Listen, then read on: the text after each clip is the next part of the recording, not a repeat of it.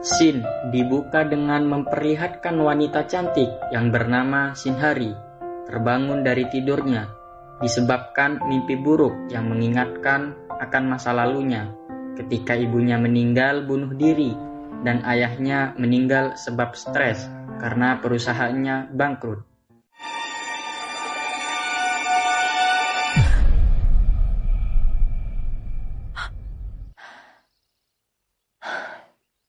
Shinhari merupakan wanita yang mempunyai kelebihan bisa melihat dan berbicara dengan makhluk halus. Dia bekerja di kafe milik temannya yang bernama Huang. Huang merupakan teman yang sangat pengertian akan Shinhari. Hal itu bisa dilihat dari sikap peduli atas kesehatan temannya. 이거나 마시고 정신 차려야 되나? 그건 지각이지.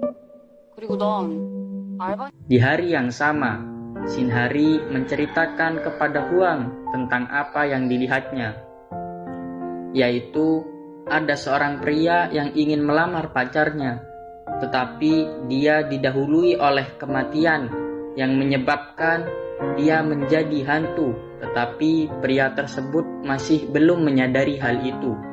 생전 못한 자기 소망 이루려고. Akhirnya Shinhari memberitahu kepada pria tersebut bahwa dia sudah mati dan menjadi hantu. Merasa tugasnya sudah selesai, Shinhari kembali ke pekerjaannya. Namun tiba-tiba dia dikejutkan oleh sesosok makhluk menyeramkan. Beruntungnya ada sesosok makhluk tampan yang bernama Song Ji-chan menolongnya. Sama seperti sebelumnya, Song Ji-chan adalah hantu yang tidak tahu bahwa dirinya sudah mati. Akhirnya Shinhari menjelaskan kepadanya bahwa dia sudah meninggal. Sontak Song Ji-chan pun tak percaya dan meninggalkan Shinhari. Setelah itu Song Ji-chan pergi ke jalan tanpa mengetahui tujuannya ingin kemana, karena dia tak mengingat apapun kecuali namanya. Di tengah perjalanannya, dia menabrak orang yang sedang berpacaran. Namun mereka tak melihat dan tak bisa mendengarkan apa yang diucapkannya. 죄송하다고요. 어떻게 우리 뭐 먹어? 저기요, 신년이야 미친년. 뭐?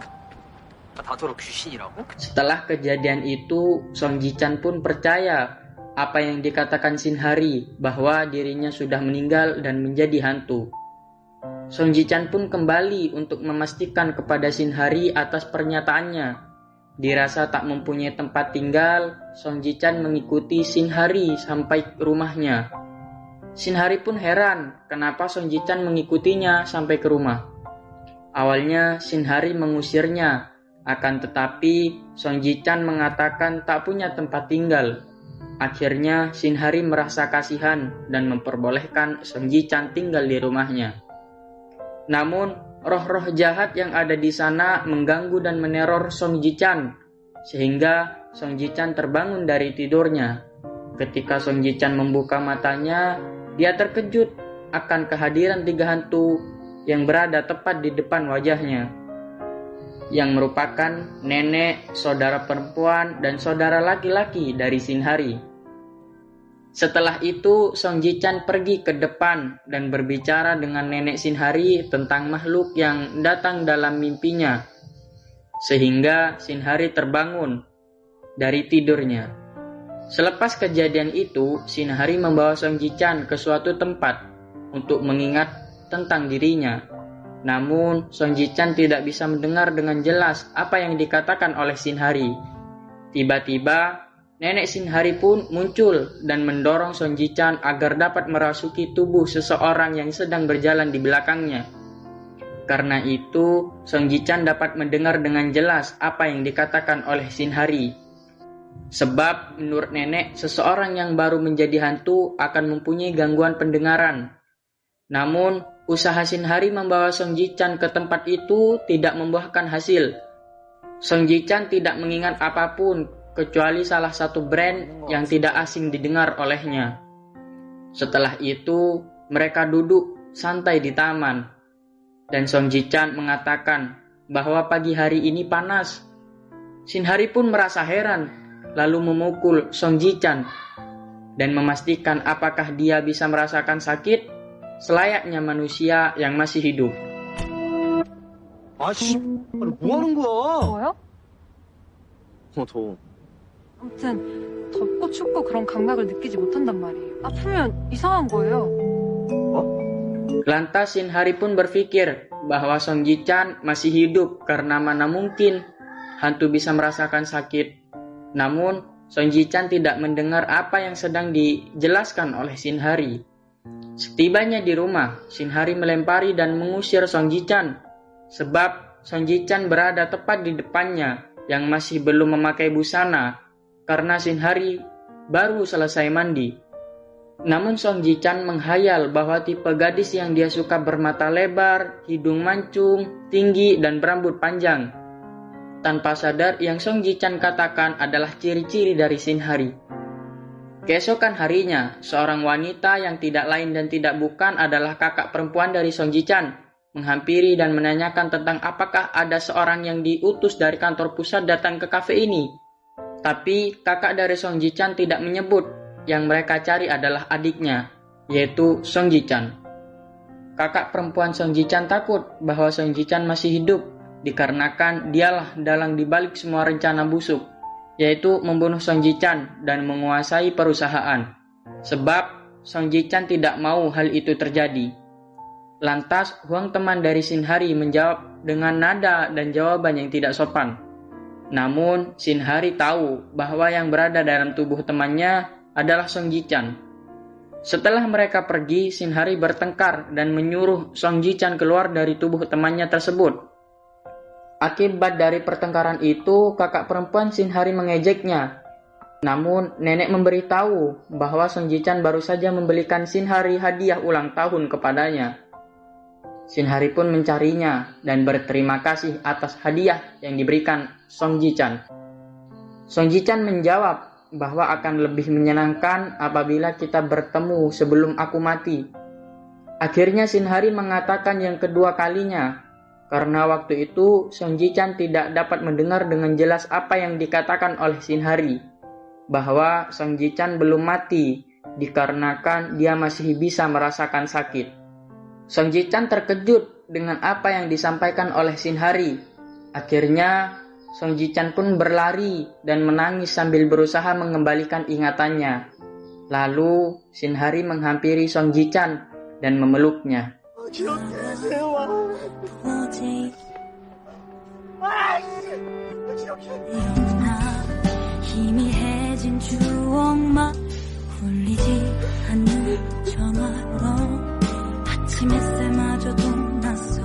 Namun tiba-tiba Song Ji-chan mengingat apa yang terjadi sebelum dia terpisah dari tubuhnya dan mengingat sedikit benda-benda yang terkait tragedi kematiannya, seperti nama kopi yang tidak asing bagi dirinya.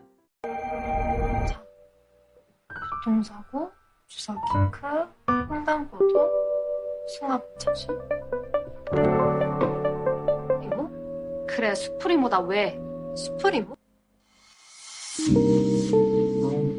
Di lain sisi kita diperlihatkan saudara perempuan dan saudara laki-laki dari Song Ji-chan yang bertemu di lift. Kakak laki-laki Song Ji-chan tidak menyukai atas kehadiran adiknya karena menurutnya akan merusak rencananya untuk menguasai aset dari perusahaan. Kembali ke Shin Hari yang sedang duduk santai dengan Song Ji-chan di taman. Mereka saling curhat dan bercerita tentang dirinya. Song Ji-chan bercerita tentang nasibnya dan Shin Hari bercerita tentang kematian orang tuanya sebab perusahaannya yang bangkrut oleh orang yang dekat dengan ayahnya. Kemudian Song Ji-chan menyuruh Shin Hari mengutuk orang tersebut. Mulai sejak saat itu, hubungan mereka semakin dekat dan menimbulkan rasa cinta terhadap keduanya. 개새끼야, 다 뒤져버려라. 따라해봐. 야, 이 개새끼야! 뒤져버려라! 예, 더 강하게 해야지. 그래, 잘하네. 더 크게, 야. 야, 이 개새끼야! 뒤져버려라! 그래. Setelah itu, Shin Hari pulang. Setibanya di rumah, Shin Hari diganggu oleh roh jahat. Shin Hari sempat lari, namun selalu dihadang oleh roh jahat tersebut. Akhirnya, Shinhari terjatuh dalam kondisi lemas. Roh jahat pun memanfaatkan kesempatan ini untuk merasuki tubuh Shinhari. Namun, tiba-tiba Song Ji-chan datang dan menyelamatkan Shinhari dari roh jahat yang ingin merasuki tubuhnya. Karena suhu tubuh Shinhari turun drastis jika ada makhluk yang gagal untuk merasukinya, Song Ji-chan harus menjaga Shinhari yang sakit dan tidak sadar selama 2 hari. Karena kejadian itu, Song Ji-chan merasa bahwa kehadiran Shinhari membuatnya nyaman selama ini. Sejak saat itu, Song Ji-chan sadar bahwa dia telah jatuh cinta kepada Shinhari. Di lain sisi, kita diperlihatkan nenek dan kakak perempuan Shinhari yang sedang mencari keberadaan jasad dari Song Ji-chan di rumah sakit. Alhasil, usaha mereka berdua tidak sia-sia karena jasad Song Ji-chan memang ada di rumah sakit tersebut.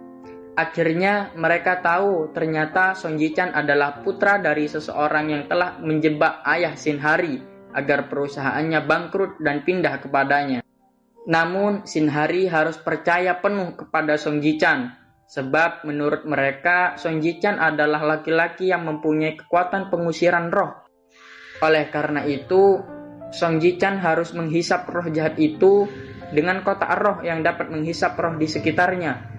Nenek memberikan kotak itu kepada Shinhari untuk diberikan kepada Song Ji-chan.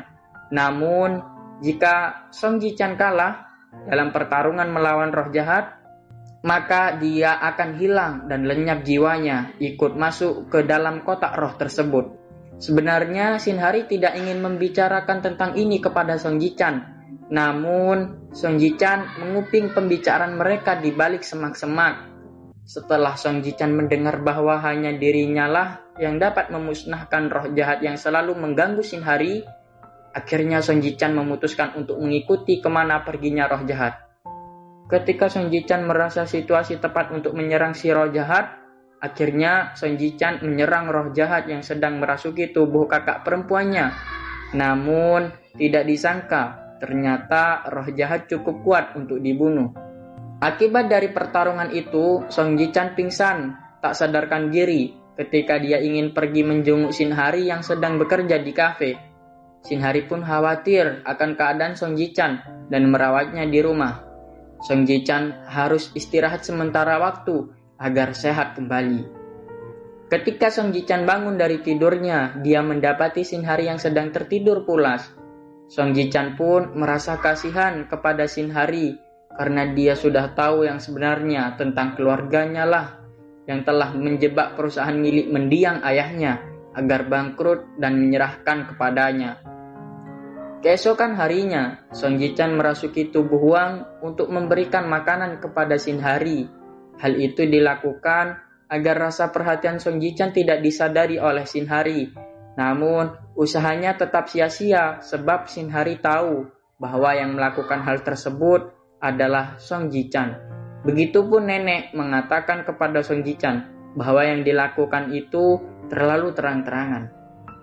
Ketika Shinhari sedang makan, setan laki-laki yang pernah datang ke kafe tersebut berusaha membujuk Shinhari agar keluar kafe karena setan laki-laki tersebut sudah dalam kuasa roh jahat.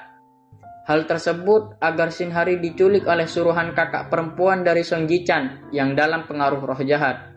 Namun, kakak laki-laki dari Shinhari melihat kejadian itu dan langsung melaporkannya ke nenek dan Song Ji-chan yang berada di dalam kafe. Song Ji-chan pun mengejar mobil si penculik. Namun, karena Song Ji-chan tidak bisa mengejarnya, dia pun kembali ke kafe dan melacak lokasi Shinhari melalui HP Huang. Mereka sudah menemukan lokasinya. Song Ji-chan pun bergegas mendatangi tempat tersebut. Roh jahat yang mengetahui kehadiran Song Ji-chan merasa rencana untuk menguasai tubuh Shinhari gagal. Akhirnya, roh jahat harus menghabisi Song Ji-chan terlebih dahulu. Namun, Song Ji-chan berhasil memojokkan roh jahat.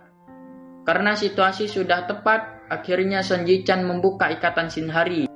Dan Song Ji-chan pun mengeluarkan kotak yang dicurinya dari Shinhari, yang didapat dari nenek untuk menyerap dan melenyapkan roh maupun setan yang ada di sekitar kotak tersebut. Sebelum Song Ji-chan membuka kotak tersebut, dia menatap Shinhari dan berharap bisa bertemu dengannya di lain waktu. Akhirnya, Song Ji-chan membuka kotak tersebut. menyerap Song Ji-chan, roh jahat, nenek dan kakak laki-laki dan perempuannya. Shin Hari pun menangis sambil memegang kotak tersebut.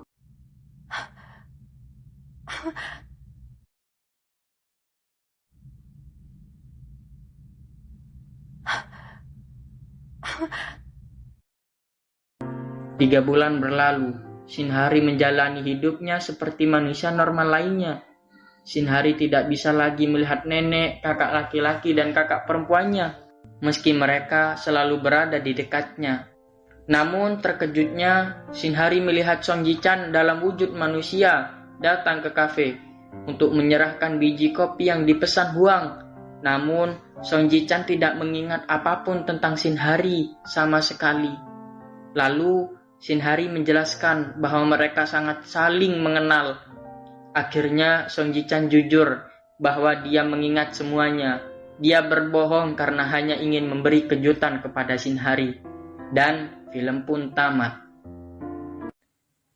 Pesan yang dapat kita ambil dari film tersebut yaitu, jika kau tidak bisa membahagiakan seseorang, setidaknya jangan kau buat dia sengsara. Begitulah cinta. Cinta tak butuh kata-kata yang membuat kau bahagia, melainkan butuh tindakan dan bukti nyata. Oke, terima kasih telah menonton video ini. Jangan lupa like, komen, dan subscribe.